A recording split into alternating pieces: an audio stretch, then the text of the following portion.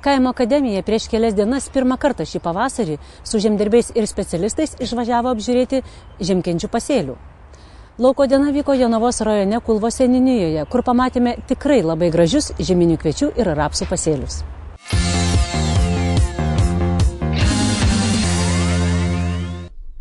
Ūkininkai jau kaip skrusdės dirba krūtą, rūpestingesni žiemkenčius pamaitinę pradėjo ir vasarinių javų sėją.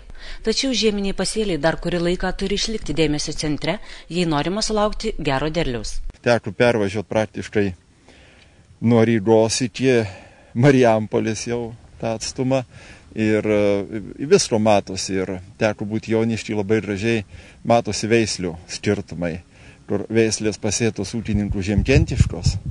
Jokių problemų, gražu žiūrėti, o pasėtos kitus nežemkentiškos ir šiai dienai labai įšalę.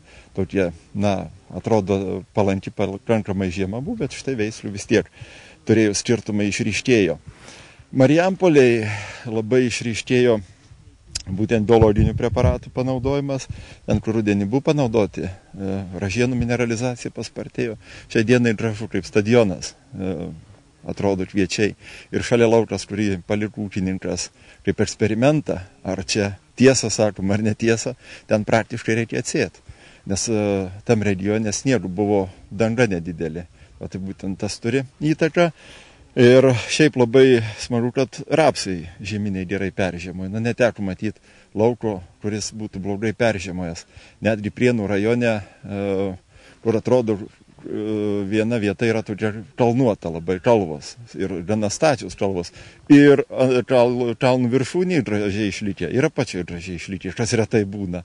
Arba jau turėjo pasėti kažkokią balą visiškai, kad išnyktų. Tiesiog labai gražiai šiemet peržiemojo. Kooperatyvę Kulvo žemė apžiūrėjome žieminius kviečius. Sėta čia yra rugsėjo, žinau, paskutiniam dienom, o išsėjimo norma 20, kiek žinau, apskaičiau prašymę. Ir paskui 200 NPK duoti.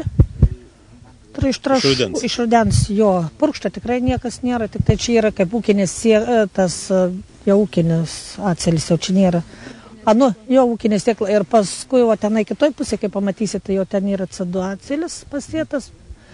Ir patrešta jau prieš 2 savaitės su kasu yra po 200 litrų. Specialistai greitai paskaičiavo, kad kvadratinėme metre yra apie 600 stiebų, tad tik peržiemojusių kviečių derliaus potencialas maždaug 6 tonos iš hektaro. Paprastai Kulvoje kuliama apie 4 tonas. Kas matosi dar iš rudens buvo miltligė. Jau buvo iš rudens, tai labai turit sekti, žiūrėti, kas darysis toliau, į tai nepamiršt tą dalyką. O taip įsikrūmijimas netrodo, kad atmes 3 liks, va čia kai kur 4 ir 5 yra, bet jie neįsivystė, tuos da gali atmest. Mažesni neturėjo 3 lapų iš rudens, gali būti atmesti, bet 3 stiebai tai turėtų būti. Jeigu mes žiūrėjom ir dirvožėmės, ir klausimas, ką pirmą daryti, herbicidus, augimo reguliatorius, ar fungicidus, netgi yra jau šiai dienai galvojančių. Bet pirmiausia, visą laiką mes rekomenduojam mitybą. Tai aš vis pjaustu augalus ir vis galvoju, kad aš blogai perpjau, nes iš tikrųjų atrodo, augalas šaunus, gražus, ar ne? Jisai tik tai auga. Ieškau augimo kugelio, o šiai dienai randu baltas praktiškai.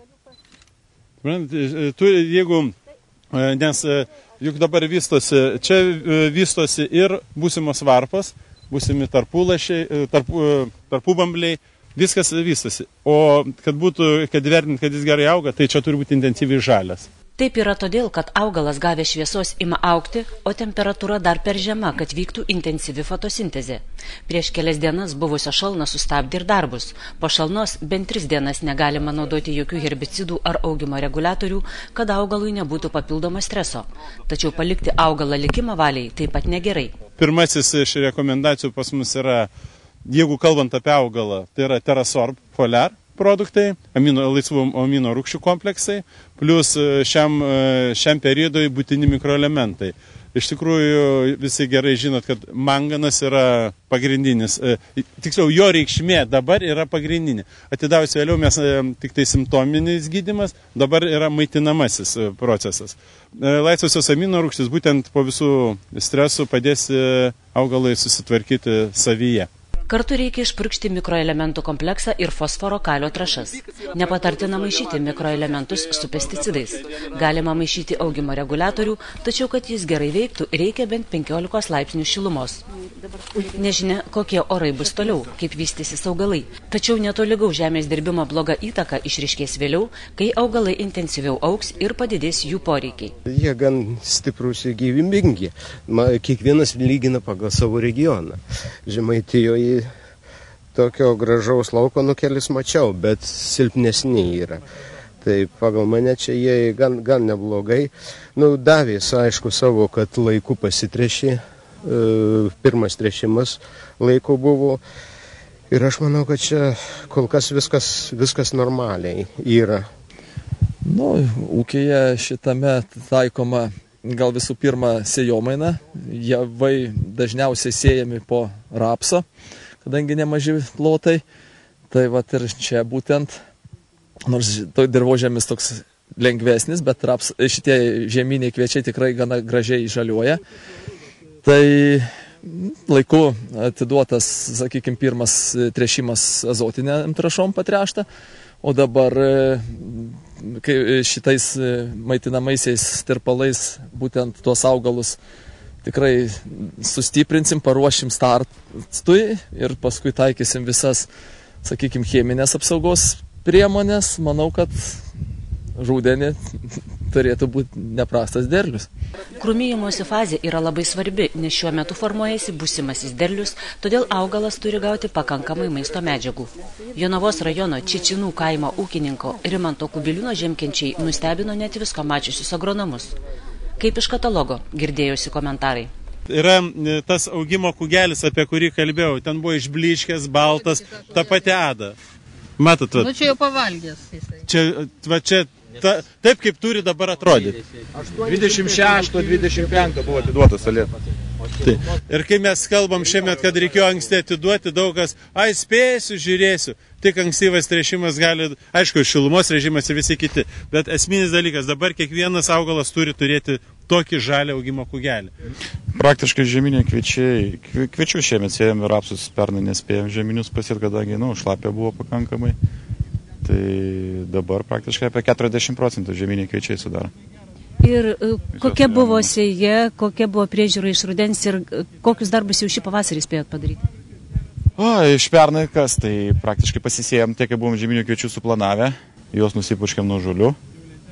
Šiemet pavasarį tai buvo pirmi dalykai, tai vadinkim, kovo pabaigoje pasitrešėm.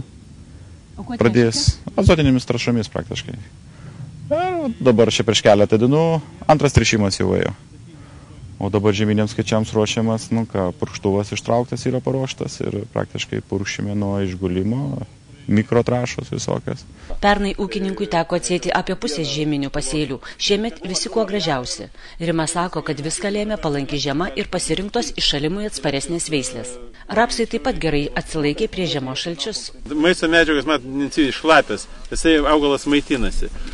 Šaknų sistema, aš nežinau, čia arimas ar skutimas, ką žinau buvo. Arimas? Tai tada... Čia toliau toks vaizdas. Bet vis tiek šakojasi. Šakojasi labai, nes suspausta. Bet esmė, žiūrėkit, dabar jau pradeda kilti augimo kugelis. Matot, visas žiedynas jau pakeltas. O šiuo metu dar jam nėra atiduota boras papildomas. Boras reikalingas, kad patom gerai užsimegstų sėklas. Bet situacija tokia, kad jau jos yra, o maisto nėra. Tai dabar kuo skubiau tokiuose laukuose boras. Atsiminkim dar tai, kad boras prie jeigu 2 ir daugiau humuso procento, užtenka tų standartinių normų, kurios rekomenduojamas, tačiau jeigu pas jūs laukuose žinomose yra mažiau negu 2 humuso procentai, boro normas dvigubinkit. Boro trūkumas skatina puvinį, prasideda infekcijos. Rapsuose jau pastebėti kenkėjai, migruojantis paslėptas straubliai. Dar keliais laipsniais atšilus jie pradės daugintis, tačiau sisteminį insekticidą naudoti per anksti. Tinka kontaktinis ir maksimaliomis normomis, kad neišsivystytų kenkėjų atsparumas insekticidui. Pradėjęs kilti rapsų žiedynas yra ženklas, kad greitai pasirodys ir pavojingiausias kenkėjas – rapsinis žiedinukas.